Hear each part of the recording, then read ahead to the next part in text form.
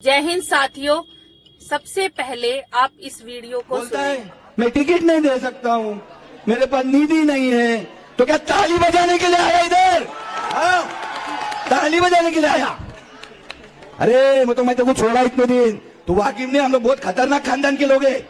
हाँ, जिस दिन खोपड़ी घूमेगी ना, एंट्री बंद करा दूंगा मुमरा के अंदर, याद रख। हाँ, करण होना चाहिए कि नहीं होना चाहिए?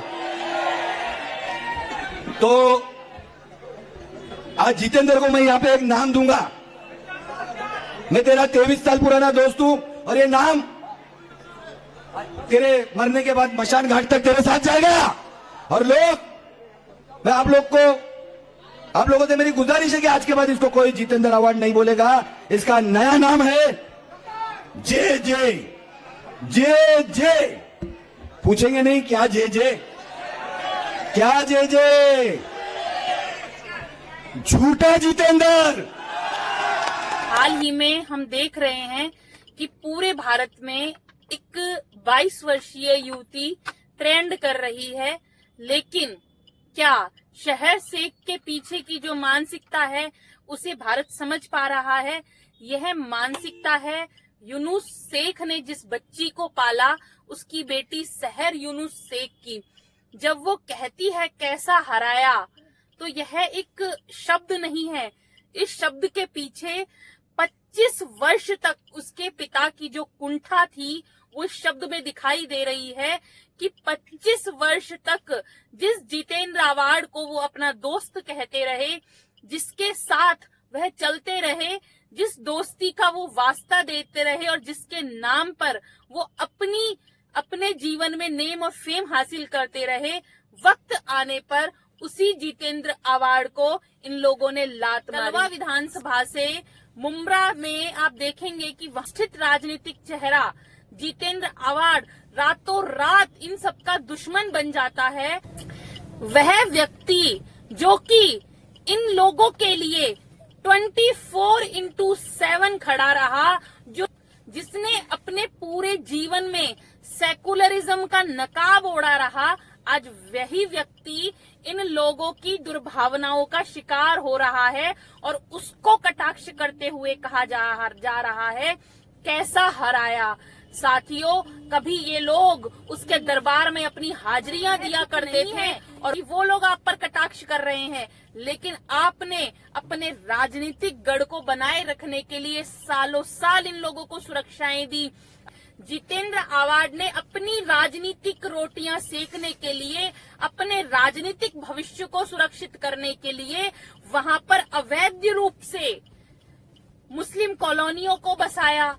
आपने सीए का विरोध किया, आपने गाजा फलस्तीन का समर्थन किया, आपने इसरत जहां के एनकाउंटर पर आंसू बहाए, लेकिन आज आपके कुछ भी काम नहीं आया, क्योंकि कहते हैं ना, जब बोए बीज बबूल के तो आम कहां से पाए। आज आपके द्वारा जिस यूनुस शेख को सालों तक संरक्षण दिया गया, आज उसकी बेटी भरे मंच से आपको ललकार रही है। मुमरा को ग्रीन कलर से ऐसे रंगना है कि इन लोगों को यहाँ से बुरी तरह से पछाड़ के भेजना है। इंशाल्लाह रंग देंगे, हरे रंग से ढक देंगे। यह मानसिकता हरे रंग वाली, हरा रंग तो हमारी हरियाली का, सुख का, समृद्धि का प्रतीक है, लेकिन हरियाली जिस हरे रंग की ये बात कर रही है, जिस हिरवा की ये बात कर रही है, यह कोई रंग नहीं, यह मजहबी कट्टरपंथीता का रंग है। यह उन कट्टरपंथी कीड़ों का रंग है जिसने 1000 सालों में 9 करोड़ हिंदुओं का कत्लेआम करवाया। यह वह हिरवा रंग है, यह वह मजहबी रंग है जिसकी ओट में सालों से नहीं, हजारों सालों से हमारे पूर्वजों ने इस रंग के खिलाफ, इस मजहबी कट्टरपंथिता के खिलाफ, इस मजहबी कट्टरपंथ के खिलाफ हमारे पूर्वजों ने अपनी लड़ाई लड़ी। इन मोहतरमा के समर्थन में बहुत से बुद्धिजीवी लोग आए हैं और एक नेता है वारिस पठान। वो कह रहे हैं कि जैसे लोग बात करते हैं नॉर्मली कि भगवा रंग भगवा कर देंगे, तो मैडम ने कहा कि हरा रंग कर देंगे। वारिस पठान भगवा रंग की और हरे रंग की तुलना कर रहा है। मैं वारिस पठान से कहना चाहूंगी कि भगवा रंग क्रांति का प्रतीक है और शांति का प्रतीक है। भगवा रंग पर एक भी किसी मासूम मजलूम निहत्थे व्यक्ति की हत्या का कलंक नहीं है, जबकि हरे रंग पर सालों में 9 करोड़ हिंदुओं के कत्लेआम का कलंक है।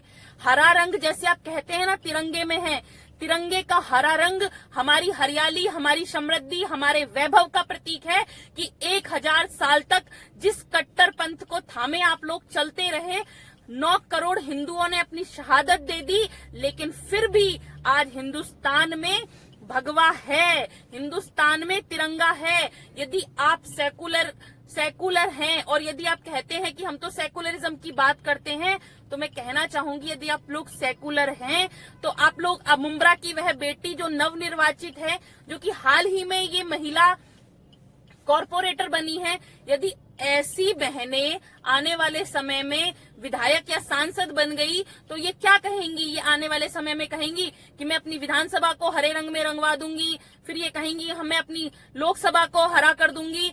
ये इनके कहने का सीधा सीधा मतलब है कि मैं इस क्षेत्र को हिंदू मुक्त कर दूंगी, क्योंकि साथियों वह मुंब्रा जहां पर 80% मुस्लिमों की आबादी है, यह तो निश्चित था कि वहां से कोई मुस्लिम ही जीतेगा। और हमें खुशी है कि जब 22 साल की कोई युवती अपनी हिम्मत से, अपने साहस से चुनाव जीतती है तो कहीं ना कहीं उसे खुशी होगी। लेकिन ये बहनें चुनाव जीतते ही हमारे देश के खिलाफ अपना जहर क्यों उगलने लग जाती हैं, यह अपने आप में एक सवाल है। क्योंकि कैसे हराया, पूरे मुंब्रा को हरा कर देंगे, यह पंक्तियां देश में रहने वाले करोड़ों भारतवासियों के लिए यह पंक्तियां एक चुनौती है कि या तो समय रहते सुधर जाओ या फिर आपको इसके भयावह परिणाम देखने पड़ेंगे। क्योंकि आपकी जिन लोगों से लड़ाई है वो लोग सतर्क हैं, वो लोग अंदर ही अंदर अपनी प्लानिंग को एग्जीक्यूट करने में लगे हुए हैं और हम शांति से अपने घरों में सोए हुए हैं। मैं उन सभी करोड़ों सनातनियों को और अपने युवा भाइयों को बहुत बहुत धन्यवाद करती हूँ कि यह आप लोगों की एक क्रांति का, आप लोगों के एक विचारों का प्रतीक है कि आज हम लोग सजग हैं और हम इन मुद्दों पर खुलकर बोल पा रहे हैं। ऐसे लोगों को एक ही चीज कहना चाहूंगी कि हमारे देश में कभी भी भगवा की और इस मजहबी कट्टरपंथ कोई तुलना नहीं की जा सकती, क्योंकि भगवा ध्वज भारत की क्रांति और भारत की शांति का प्रतीक है। भगवा ध्वज हजारों सालों से नहीं बल्कि सृष्टि के समय से हमारे देश को बचाने के लिए, अपनी मातृभूमि को बचाने के लिए हमारे पूर्वजों ने जितने बलिदान दिए हैं उसका प्रतीक है। भगवा रंग जौहर और साका का प्रतीक है, भगवा रंग केसरिया का प्रतीक है, भगवा रंग हजारों और लाखों उन छत्राणियों का प्रतीक है जिन्होंने अग्नि स्नान करना स्वीकार किया, लेकिन उन्होंने इन मुगलों के आगे, इन हरे रंग वालों के आगे अपने घुटने नहीं टेके। हरा रंग प्रतीक है सालों साल चले उन युद्धों का जिन्होंने हमें धर्मांतरण की आग में नहीं झोंका और हमारे पूर्वज लड़ते रहे कि हम हिंदू बने रहें। इसलिए भगवा रंग प्रतीक है उस चीज का कि आज भी हम हिंदू हैं। उस क्रांति की ज्वाला से भगवा रंग भगत सिंह का रंग है, भगवा रंग सुभाष चंद्र बोस का रंग है, भगवा रंग झांसी की रानी का रंग है, भगवा रंग हमारे संतों का रंग है, भगवा रंग हमारे देश में शांति और क्रांति का प्रतीक है। इसलिए भगवा रंग और इस मजहबी कट्टरपंथी रंग की कोई तुलना नहीं की जा सकती।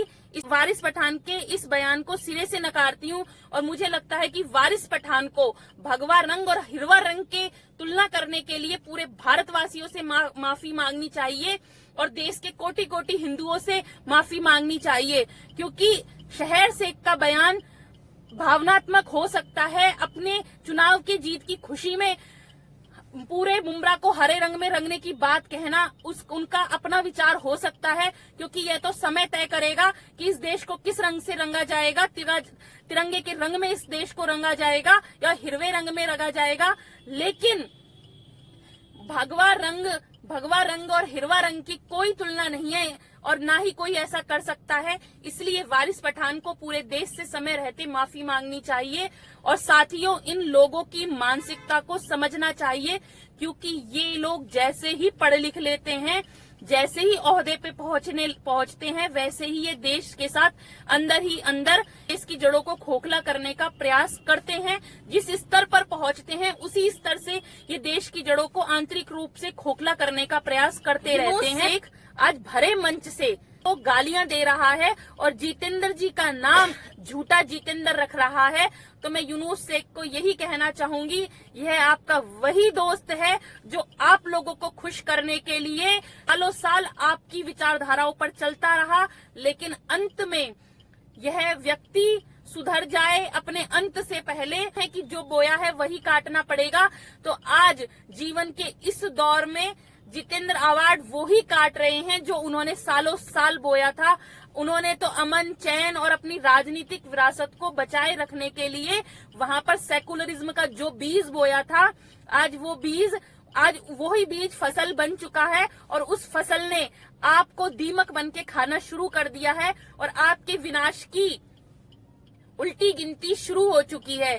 इसलिए मैं कहना चाहूंगी इस देश के युवाओं को कि जो लोग भी सेकुलरिज्म की चाशनी चाट रहे हैं वो समय रहते सुधर जाएं, क्योंकि जो हाल जितेंद्र अवार्ड का हुआ है वह हाल सेकुलरिज्म के नशे में डूबे हुए किसी भी व्यक्ति का आने वाले समय में हो सकता है। जय हिंद, जय भारत साथियों।